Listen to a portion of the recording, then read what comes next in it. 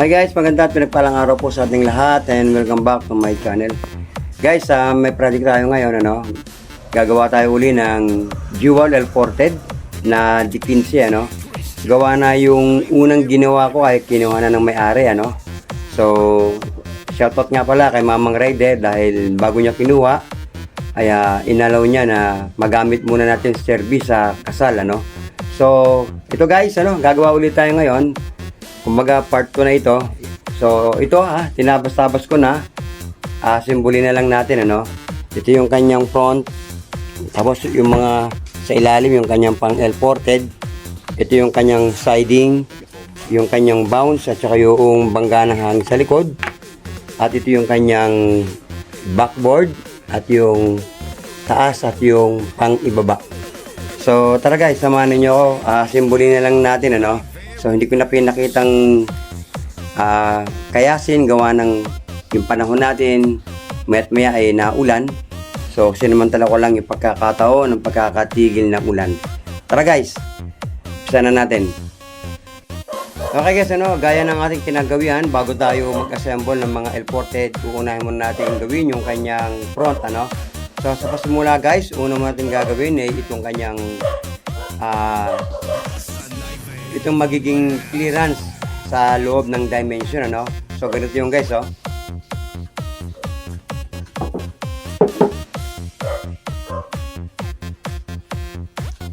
So guys, yan muna ating unang assemblein, Tara.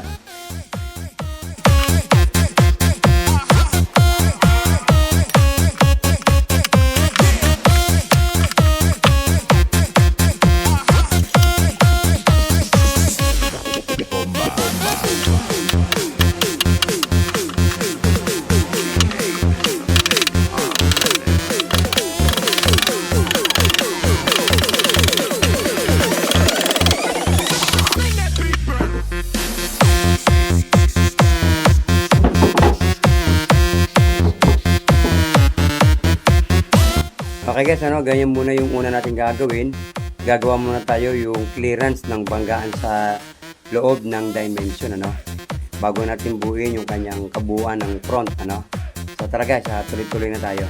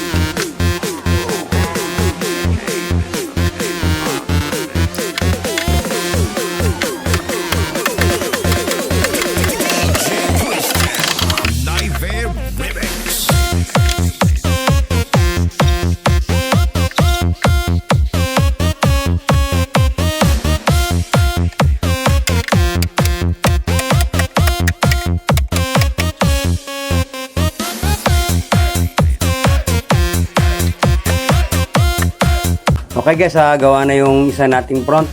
So yung isa gagawin ko na lang din.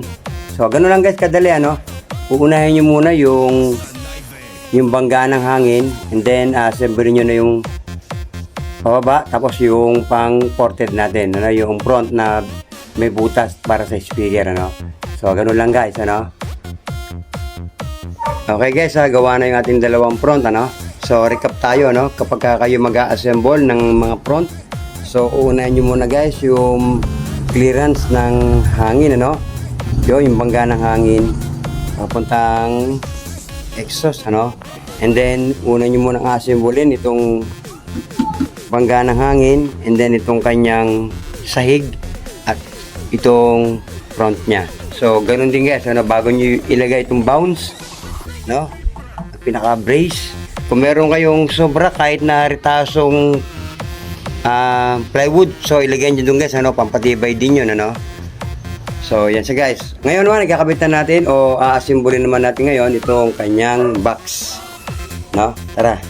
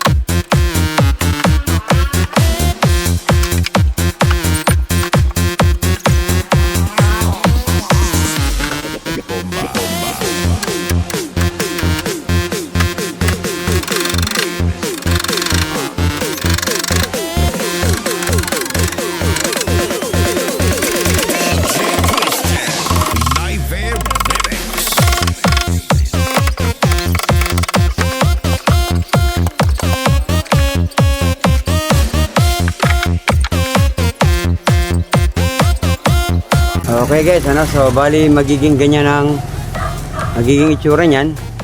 So doon sa gitna guys, maglalagay tayo ng division doon, ano. At yung labas ng hangin is pasalubong sila, no. Manggagaling doon. So pasalubong yung mangyayari na maglabas ng hangin. So tara guys, medyo humahapon na, tuloy ko na lang bukas.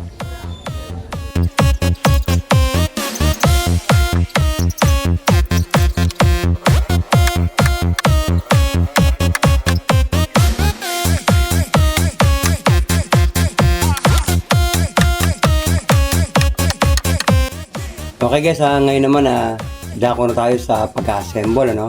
So kakabit na natin itong mga L-ported na ginawa natin doon sa box, ano. Pero bago yon, pag-usapan muna natin yung kanilang mga sukat. Okay guys, tara magsimula tayo doon sa front, ano. Okay. Guys, itong front niya ay nasa 18 inches, no. 18 inches. At yung kanyang haba, 19 inches. So ito guys, ano? 18 by 19. Tapos guys, itong kanyang dimension o yung ported, gaya ng L-ported lang din na ginawa natin yung D15, yung mga nauna, no? So ito guys, ay nasa 15 and 1/4, no? And then ito naman ay nasa 15, na 15 inches. So ang mangyayari niyan 15 by 18 at 15 1/4 by 18 and 15 inches by 18. So yan yung magiging kanyang dimension, no? So yung kanya namang clearance doon sa likod dito guys ay nasa 2 and 3/4, ano? 2 inches and 3/4. Ito kanyang dimension. Tapos yung kanyang haba, yung kabuuan, yung lapad niya ay nasa 50 inches, no? Yung haba nito ay 15 inches. Tapos yung kanyang siding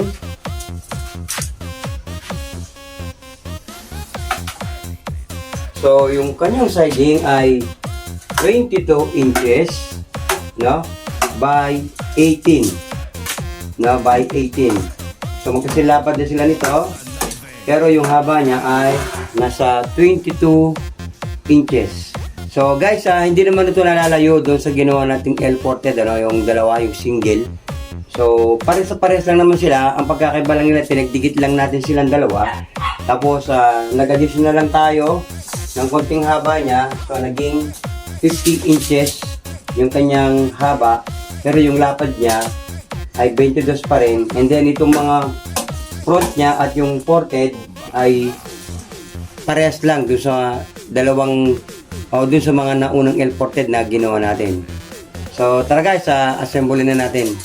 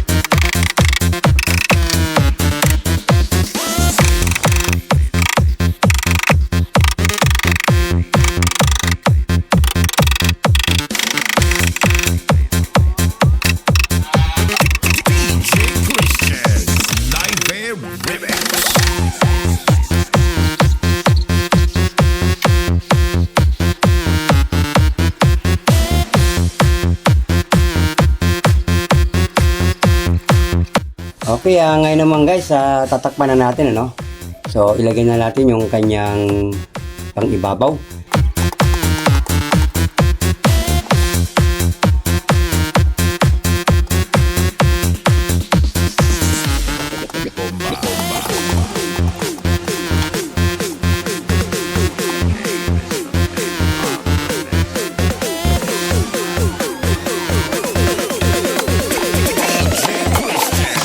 Nightmare Remix.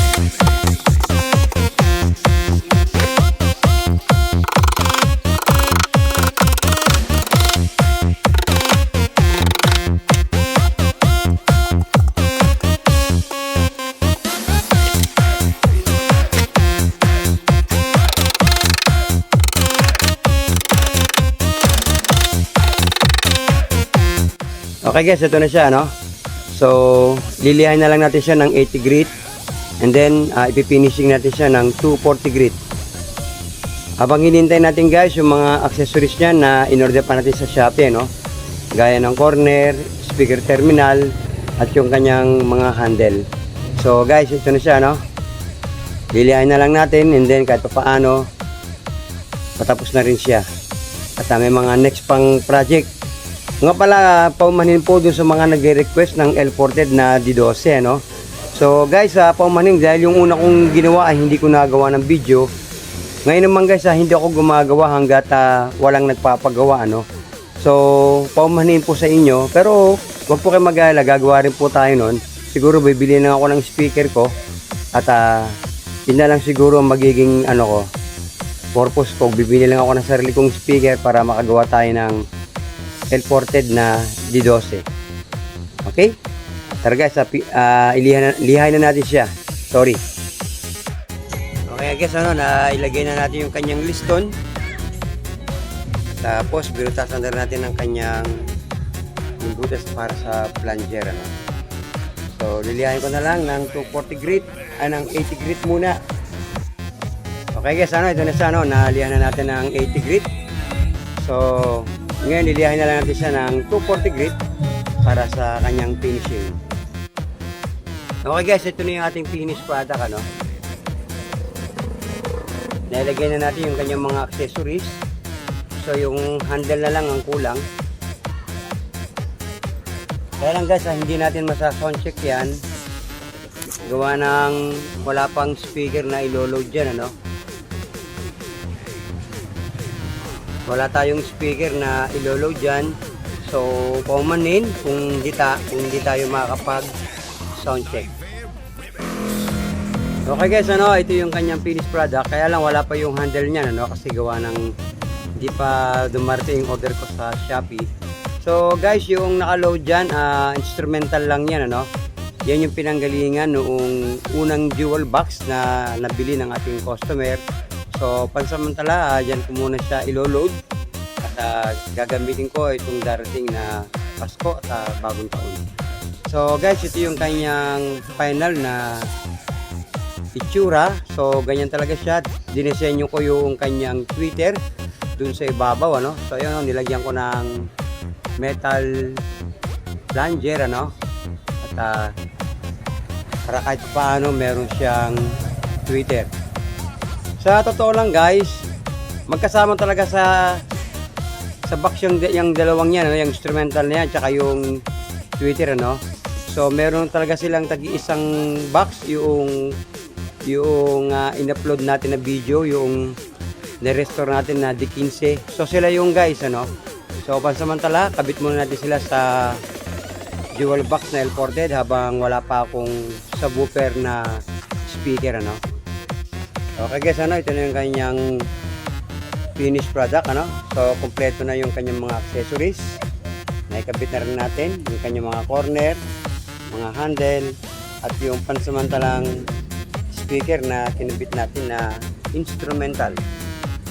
So siguro guys, ang sound check na lang nito ay yung darating na bisperas ng Kapaskuhan, So ito na siya.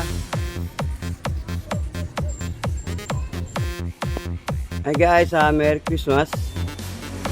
Gagamitin ko muna habang hindi pa kinukuha ng may-ari, Gagamitin natin pang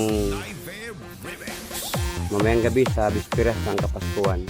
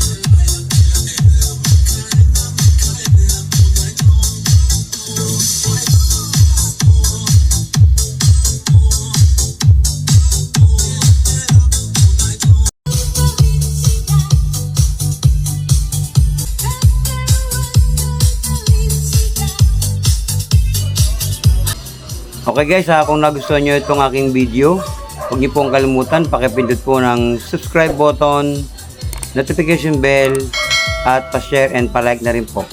At ang pag-ibig, pagkapala ng ating dakilang Diyos ay sumating lahat. Maraming salamat po.